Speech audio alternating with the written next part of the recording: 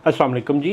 Farmers, my name is Nabeel Ali from organic valley Pakistan. और चूँकि कुछ आउट ऑफ स्टेशन है तो अगले कुछ दिन जो है आपसे इसी तरह एक कह लें कि बेडरूम प्लस वर्किंग रूम से जो है ना मुखातब हो पाएंगे।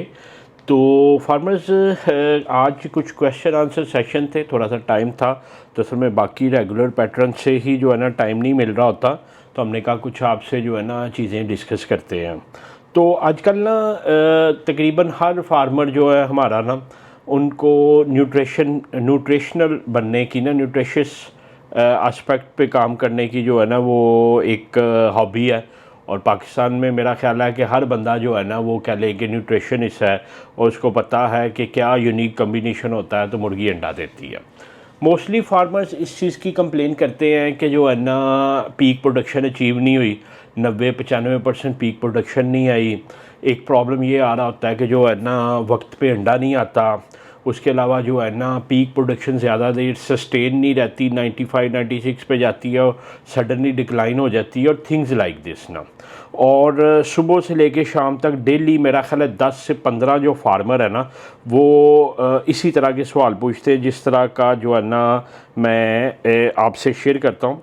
पहले हम एक हमारे फार्मर हैं चार सद्दा से, उनका प्रॉब्लम सुनते हैं कि उनको क्या प्रॉब्लम आया और फिर उसका जवाब देने की कोशिश करते हैं। अस्सलाम वालेकुम जी।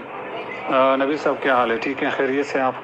अच्छा सर जी, मसला ये है कि पिछले 2 हफ्ते से हमने चिकन को फीड कम दी है और जो मकई और गंदम है उसको दल करके हमने खिलाया था।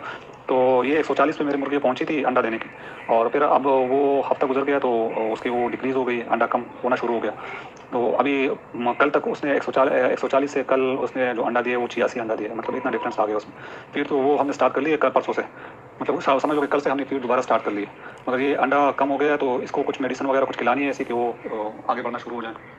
अच्छा जी, इसके अलावा एक हैं टोबा टेक सिंह से फार्मर हैं, उनका भी सिमिलर कंसर्न है। अभी इन फार्मर ने किया ये है कि इन्होंने कमर्शियल फीड बंद करके गंदम और कॉर्न मकई शुरू कर दी और सडनली जो अंडा ऊपर जा रहा था वो नीचे आ गया।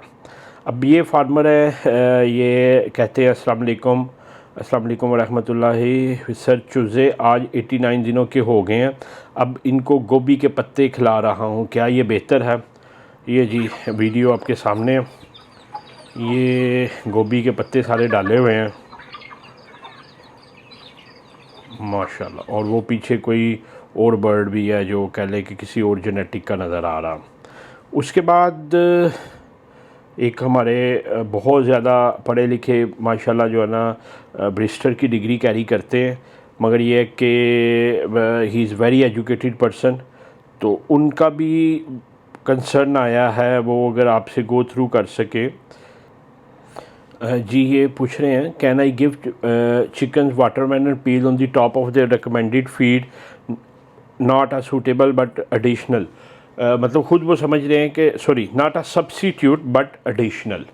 वो कह रहे हैं कि जो ये हमारे पास तरबूज होता, तरबूज की जो कह लें कि कटी हुई या बची हुई होती है, ये जानवरों को हम दे सकते हैं। तो इस तरह के ना मेरा ख्याल है बेशुमार फार्मर्स हैं जो इस तरह के तजर्बात कर रहे हैं।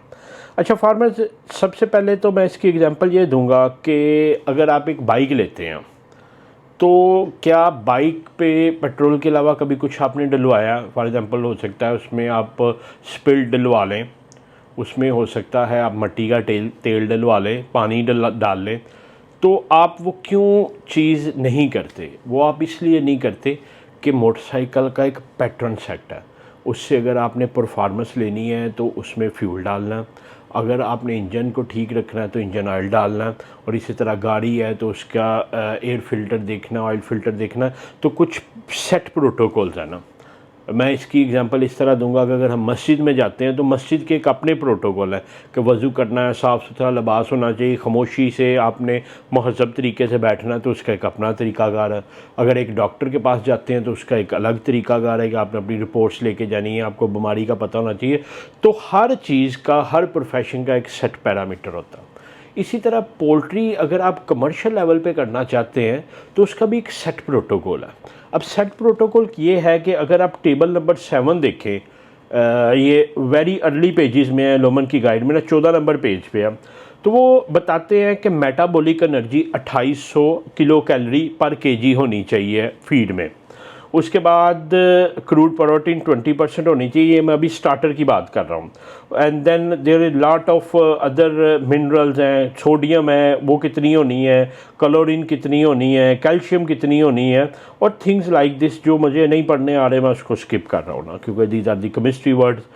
और बताने का मकसद ये था कि अब ये एक बैलेंस न्यूट्रिशन है जो आप मुर्गी को 1st to 3rd वीक देंगे ना, तो आपका bird 1st to 3rd week जो उसकी न्यूट्रिशन वैल्यू वो पूरी करेगा।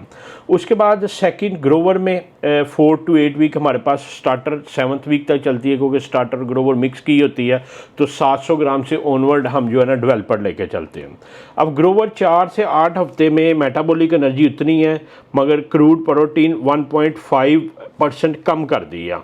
उसके अलावा आप अगर सोडियम देखें वो भी कम हो गया है, कैल्शियम भी रिलेटिवली कम हो गया, और बाकी चीज़ें जो है ना एडजस्ट उसमें हो रही हैं। फिर 9 to 16 वीक डेवलपर फीड है। डेवलपर फीड में अगर जाएं तो उसमें क्रूड प्रोटीन 15% हो गई है, 20 से 18.5 फिर 15% हो गई है। इसी तरह जो है ना कैल्शियम को भी उन्होंने जो है ना कम कर दिया है। कैल्शियम अगर मैं देखूं तो 0.90 रह गया ये परसेंटेज में जितनी फीड आपकी जाती है। तो ये सारी न्यूट्रिशन वैल्यू उसकी सेट है। उसके बाद जाते हैं प्री लेयर पे जाते हैं। प्री लेयर तो हमारे पास होती नहीं, लेइंग फीड पे जाएं तो सडनली जो कैल्शियम है वो 0.9 से 3.5 हो जाती है, प्री लेयर में 2.5 और फिर 3.5 हो जाती है। इधर आके प्रोटीन 2% फिर इंक्रीज करनी है। डेवलपर पे इसलिए नहीं करते कि जो है ना ओवरवेट ना हो जाए।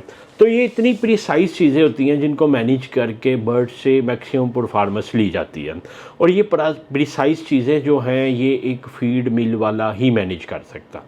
अच्छा, इस चीज़ को समझने के लिए हम अपनी फीड मिल के पास गए, हमने उनसे पूछा कि आप क्या करते हैं। लिटरली उन्होंने जो भी इंग्रेडिएंट वो बाहर से बाय करते हैं, मतलब एक ट्रक अगर कॉर्न का आया तो उसके 27 टेस्ट उन्होंने हमें दिखाए। मॉइस्चर कितना, टॉक्सिन कितना है, मेटाबॉलिक एनर्जी कितनी है। इसके अलावा मेरे अब ज़हन में भी नहीं आ रहे कौन कौन से टेस्ट है। 27 टेस्ट हुए और फिर ये डिसाइड हुआ कि ये कॉर्न किस साइलो में जाएगी। वो जो बड़े बड़े ड्रम होते हैं वो साइलो होते हैं ना, उसमें क्या होता है कि वो हीटेड होते हैं, कंट्रोल टेम्परेचर होता है, उसमें प्रॉपर मैकेनिज़्म बने होते हैं कि किस तरह 3 माह 6 माह कॉर्न को महफूज रखना है, किस टेम्परेचर पे रखना है, कितना मॉइस्चर चाहिए, कितना मॉइस्चर एक्सट्रैक्ट करना है। तो थिंग्स लाइक दिस ना। उसके बाद जब फीड बनती है कितने टॉक्सिन बाइंडर डालने हैं, अगर उसमें कोई कह लें कि बैक्टीरिया बैलेंस के लिए क्या चीज़ डाल रहे हैं, तो there are lot of things. उन्होंने मुझे मछली साहब ने बताया 41 इंग्रेडिएंट्स होते हैं जिसका कम्बिनेशन हमने सेट करना होता है फीड बनाने के लिए, लेयर फीड बनाने के लिए। 41 चीज़ें डलती हैं उसमें, ठीक है। उसमें कुछ हो सकता है, एक बैग 50 किलो का है तो कोई 50 ग्राम डलता हो, कोई 15 किलो डलता हो। और वो कैसे मैनेज होता है कि उनकी अरबों की फीड मिल होती है, उसमें सिर्फ उन्होंने प्रोग्रामिंग करनी होती है कि ये फ़लाँ साइलो से इतनी आपने जो है ना कॉर्न लेनी है, इतना फ़लाँ लेना है, फ़लाँ लेना है, इतनी जो है ना आपने सोयाबीन लेनी है, और थिंग्स लाइक दिस। उसके बाद जाके वो फीड बनती है जो इन पैरामीटर्स पे पूरी उतरती है। मगर हमारे फार्मर्स समझते हैं कि शायद घर में ही जो है ना आप उसको गंदम और कॉर्न दे देंगे तो उस पर आपका जानवर चलना शुरू हो जाएगा, ना उसका कोई टॉक्सिन टेस्ट हुआ होता है, उसका क्या बैक्टीरियल बैलेंस है, फिर आपका जानवर जो एंटाइटिस का शिकार होगा, लो एनर्जी में जाएगा, उसका यॉक पैटर्न बनने का स्लो हो जाएगा, अंडा देने की रेशो कम हो जाएगी। तो ये सारी चीज़ें होंगी। तो फार्मर्स, आप लोगों से ये दरख्वास्त थी कि बर्ड को ना एक जानदार समझें, उसको अपना बिज़नेस समझे ना।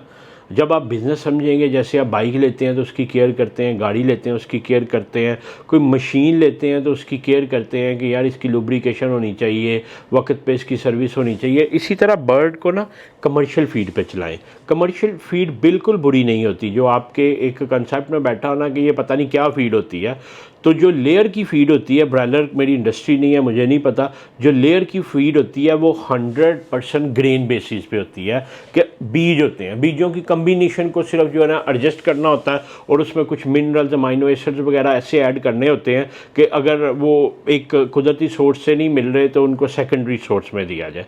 बस यही चीज़ होती है, उसमें कोई चीज़ ऐसी नहीं होती जिससे आप नफ़रत करते हैं। और बहैसियत कौम हमें मतलब सिखाया ये जाता है कि नफ़रत करें, हालांकि कामयाबी का तरीक़ाकार ये है कि कमर्शियल फीड पे चला जाए। और जिन लोगों को ये ख़यालात आते हैं कि बर्ड को बाहर निकाल दें, ये कर दें, वो कर दें, तो खुदारा जो है ना बिज़नेस को बिज़नेस समझ के करें, ठीक है। कभी भी मतलब आउट ऑफ पैरामीटर्स, मतलब ऐसे नहीं हो सकता कि आप पहले नमाज़ पढ़ लें फिर वज़ू कर लें, पैटर्न सेट है ना। इसी तरह कमर्शियल पैरामीटर्स पे अगर चलना चाहते हैं और आप अपनी पीक को सस्टेन करना चाहते हैं तो कमर्शियल पैरामीटर्स पे आएँ, कमर्शियल फीड पे आएँ। और आप अगर वाटरमेलन देंगे, गोभी के पत्ते देंगे, आप उसको गंदम देंगे, आप उसको जो है ना कॉर्न देंगे अपने पास से, तो वो फिर यही रिज़ल्ट आएगा कि मतलब 140 अंडे थे तो वो अब 86 पे आ गए हैं। और जो 140 अंडे पहले आ रहे थे वो पैटर्न दोबारा अचीव नहीं हो सकता ना। एक दफ़ा गाड़ी का इंजन हीट अप हो जाए उसके सीलें सूलें सारी डैमेज हो जाती हैं। इसी तरह जिन बर्ड्स को प्रॉब्लम आ जाता है, न्यूट्रिशनल डेफिशिएंसी आ जाती है, वो कमियां रहती हैं, ठीक है, और दोबारा उस सस्टेनेबिलिटी पे बर्ड नहीं जा पाता। तो मैं उम्मीद करता हूँ कि ये मतलब डेली जो हमें लोग एक कह लें कि पूछ रहे होते हैं कि क्या मुआवजा करें तो क्या हो जाएगा, तो कोई मुआवजा ना करें, सिर्फ कमर्शियल फीड लें। वो कामयाबी का वही कुलिया बनी बनाई आती है, जिनका काम है उनको करने दें।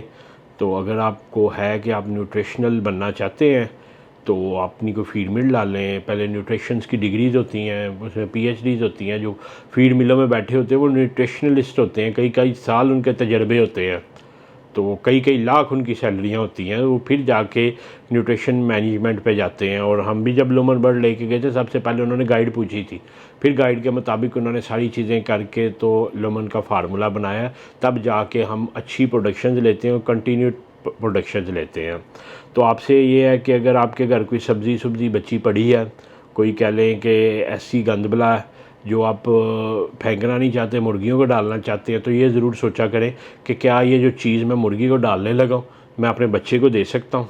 तो अगर बच्चे को नहीं दे सकते तो फिर मुर्गी को भी ना दें, उनको अपने बच्चे समझें, ताकि उनकी हेल्थ और ज़िंदगी जो है ना उस पर भी जो है ना आप कुछ एफर्ट कर सकें। बाकी फ़र्दर आपका कोई कंसर्न हो तो नीचे दिए गए नंबर 0300 9641 990 पे आप व्हाट्सएप करें। इंशाल्लाह हम कोशिश करेंगे कि जो नॉलेज हम तक है, हमारे पास है, वो आप तक पहुंचाते रहें। आपका वीडियो देखने का बहुत शुक्रिया जी।